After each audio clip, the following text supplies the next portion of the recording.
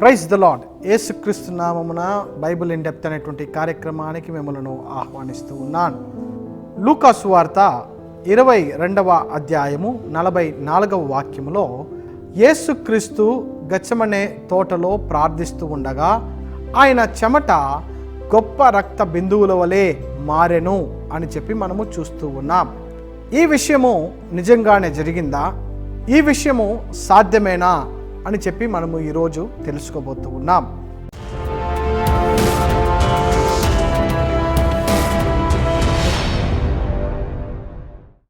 అనేక సార్లు క్రైస్తవులు బైబిల్ చదివేటప్పుడు మనం ఏం చేస్తూ ఉంటామంటే కొన్ని వాటిని అర్థం కాని వాటిని లేదా జవాబులు తెలియనటువంటి వాటిని మనము దాటివేస్తూ దాన్ని లైట్గా తీసుకుంటూ అలా వెళ్ళిపోతూ ఉంటాం.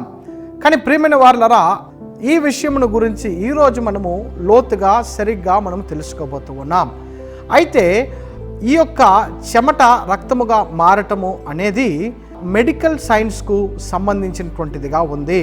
దీని గురించి వెతికినప్పుడు ఇది ఒక మెడికల్ కండిషన్ అని, మనిషి యొక్క శరీరంలో చిన్న రక్తనాళాలు ఉంటాయని, అది చర్మము క్రింద ఉంటుందని, అవి పగిలి రక్తమును చెమట రంధ్రాల ద్వారా అది బయటకు పంపిస్తూ ఉంటాయని చెప్పి మెడికల్ సైన్స్ మనకు చెప్తూ ఉన్నది.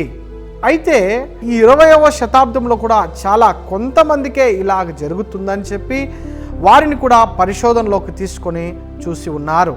ఇది మానవ యొక్క శరీరంలోని ముఖములో మరి నుదిటిలో కొన్ని సందర్భాల్లో మాత్రం శరీరంలో అక్కడక్కడ నుండి కూడా ఇలా వస్తూ ఉంటుంది. కానీ దీన్ని కొద్దిసేపు అలా విడిచిపెట్టేస్తే అవే నార్మల్కి వచ్చేస్తాయని చెప్పి కూడా మెడికల్ సైన్స్ చెప్తూ ఉన్నది. ఈ కండిషన్ యొక్క పేరేమంటే హిమాటిడ్రోసిస్ అని అంటూ ఉంటారు.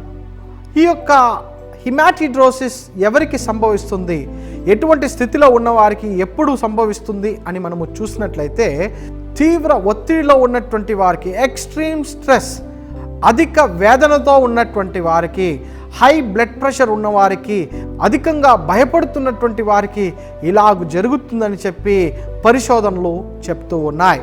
అయితే యేసుక్రీస్తుకు జరిగినది హిమాటిడ్రోసిస్ అయినా అని మనం ఒకసారి ఆలోచన చేసినట్లయితే లూకా సువార్త 22వ అధ్యాయము 44వ వాక్యాన్ని క్షుణ్ణంగా గమనించినట్లయితే ఆయన వేదన పడి మరింత ఆతురముగా ప్రార్థించెను అని చెప్పి రాయబడి ఉంది.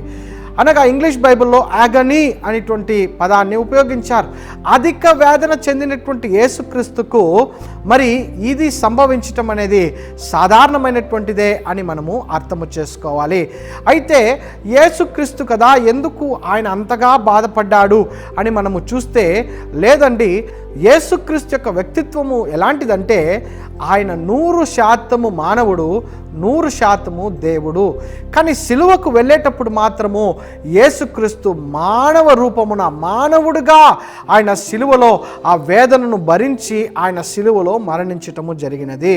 అందుకే లూకా సువార్తలోని 22వ అధ్యాయము 42వ వాక్యములో మనము గమనించినట్లయితే నీ చిత్తమైతే ఈ పాత్ర నా నుండి తొలగిపోవునుగాక అని చెప్పి యేసుక్రీస్తు తండ్రిని వేడుకున్నటువంటి సందర్భాన్ని కూడా మనము గుర్తు చేసుకోవాలి. అయితే యేసుక్రీస్తు అధిక బాధపడి అధిక వేదనకు గురైనాడు కాబట్టి తన యొక్క చెమటలు రక్తపు బిందువులుగా మార్చబడిందని మనము తెలుసుకుందాం. మరి ఈ యొక్క సంఘటనను 4 సువార్తల్లో ఒకే ఒక సువార్తలో మాత్రమే మనము చూడవచ్చు. ఎవరంటే లూకా సువార్తలో మాత్రం లూకా దీని యొక్క ప్రస్తావనను తీసుకొని వస్తూ ఉన్నాడు. ప్రత్యేకత ఏమిటంటే లూకా ఒక వైద్యుడిగా ఉన్నాడు కాబట్టి దానిని క్షుణ్ణముగా అధ్యయనము చేసి దాన్ని అర్థము చేసుకొని మనకు కూడా తెలియజేస్తూ ఉన్నాడు ఆయన సువార్తలు అని మనము అర్థము చేసుకుందాం.